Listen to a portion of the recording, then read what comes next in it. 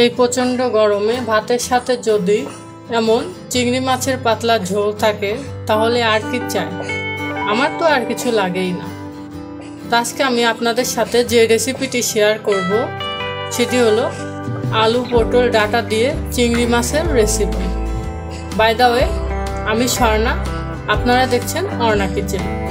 তাহলে চলুন রেসিপিটি শুরু করি। আর হ্যাঁ, আপনি যদি আমার চ্যানেলে নতুন হয়ে থাকেন তাহলে অবশ্যই আমার চ্যানেলটিকে সাবস্ক্রাইব করে দিবেন এবং পাশে থাকা বেল আইকনটি বাজিয়ে দিবেন, যাতে করে আরও নতুন নতুন রেসিপি আমি আপনাদের সাথে শেয়ার করতে পারি।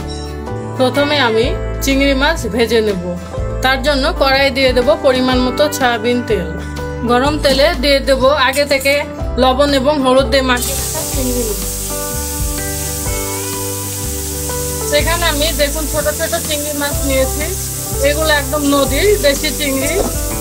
আসলে দেশি চিংড়ি যতই ছোট হোক না কেন খাবার স্বাদই থাকে আলাদা। আমি চিংড়ি মাছগুলো ভালোভাবে ভেজে নেব।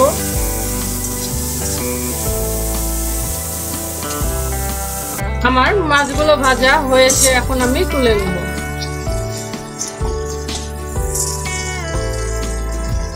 মাছ রান্নার জন্য কড়াইয়ে দিয়ে দেবো পরিমাণ মতো তেল। তেলে দিয়ে দেবো তেজপাতা, গোটা জিরে,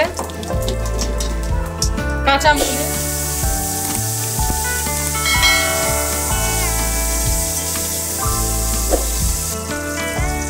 দিয়ে দেবো আগে থেকে কেটে রাখা আলু এবং পটল।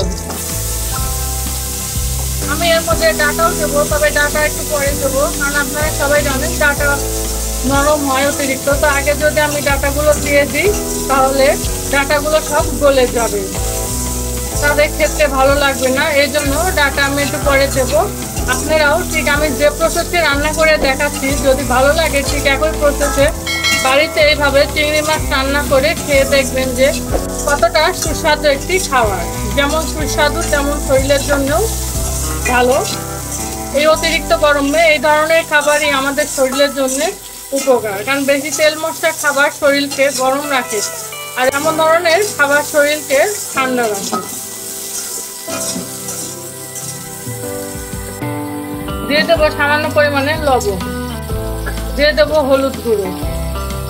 এখানে আমি হলুদ গুঁড়োর পরিমাণটাও সামান্য ব্যবহার করছি, কারণ অল্প একটু মশলা যেহেতু আমি দেবো এর মধ্যে, মশলার সাথে কিছুটা হলুদ গুঁড়ো দেবো, তাই আমি এখন হলুদ গুঁড়োর পরিমাণটা কম নিয়েছি। এখন ভালোভাবে নাড়াচাড়া করে লবণ এবং হলুদ সবজির সাথে মিশিয়ে নেব।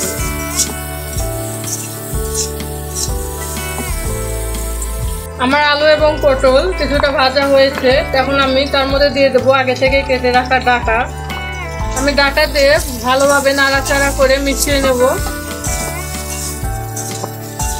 ডাঁটা আমি কিছুক্ষণ সময় ভেজে নিয়ে এর মধ্যে আমি দিয়ে দেবো বেটে রাখা মশলা। তখন আমি সবজির মধ্যে দিয়ে দেবো বেটে রাখা আগে থেকে মশলা তৈরি করে নিয়েছিলাম। এর মধ্যে আছে আদা বাটা, জিরে বাটা, ধনিয়া বাটা, ঝালের গুঁড়ো আর হলুদ গুঁড়ো। তো ভালোভাবে মশলার সাথে সবজিগুলো মিশিয়ে নেব।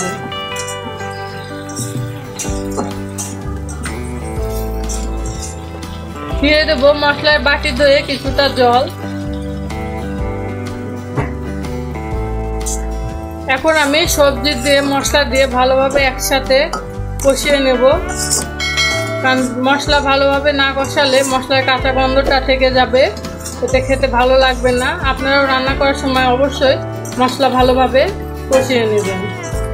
আমি আজকে আপনাদেরকে যে রেসিপি করে দেখাচ্ছি এটা হচ্ছে একদমই ঘরোয়া রেসিপি। এই ঘরোয়া রেসিপি যদি আপনাদের ভালো লেগে থাকে তাহলে অবশ্যই বাড়িতে একবার হলেও রান্না করে খেয়ে দেখবেন। আর আমার চ্যানেলে নতুন হয়ে থাকলে অবশ্যই চ্যানেলটিকে সাবস্ক্রাইব করে দিয়ে পাশে থাকবেন, যাতে করে আরও নতুন নতুন ভিডিও আমি আপনাদের সাথে শেয়ার করতে পারি। কারণ আপনারা যদি আমার চ্যানেলকে সাবস্ক্রাইব করে দিয়ে পাশে না থাকেন তাহলে আমি আপনাদের সাথে কিভাবে নতুন ভিডিও শেয়ার করব, আর আমার আগ্রহটাও কমে যাবে। তো আমার মশলা দিয়ে সবজিও সব কষানো হয়েছে, এখন আমি দিয়ে দেবো পরিমাণ মতো জল।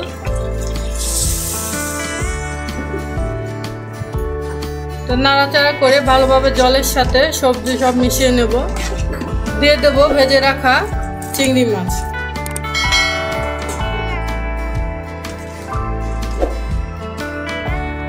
স্বাদমতো লবণ।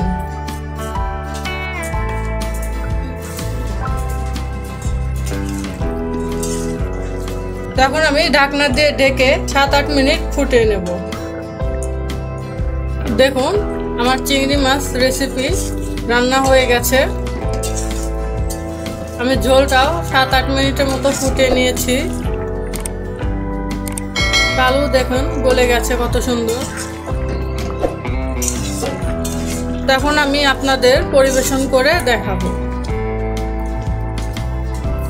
দেখুন কত সুন্দর হয়েছে আজকের এই রেসিপি, আলুর পটল এবং ডাঁটা দিয়ে চিংড়ি মাছের পাতলা ঝোল। আশা করি আপনাদের ভালো লাগবে। যদি ভালো লেগে থাকে তাহলে অবশ্যই বাড়িতে একবার হলেও রান্না করে খেয়ে দেখবেন যে কতটা মজার একটি খাবার, যা শরীরের জন্য খুবই ভালো এবং গরমের দিনে এই ধরনের রেসিপি আসলে শরীরের জন্য খুবই উপকার। তার হ্যাঁ, আমার চ্যানেলে নতুন বন্ধু হয়ে থাকলে অবশ্যই আমার চ্যানেলটিকে সাবস্ক্রাইব করে দিয়ে পাশে থাকা বেল আইকনটি বাজিয়ে দেবেন, যাতে করে আরও নতুন ভিডিও আমি আপনাদেরকে দিতে পারি। সবাই ভালো থাকবেন, সুস্থ থাকবেন। ধন্যবাদ।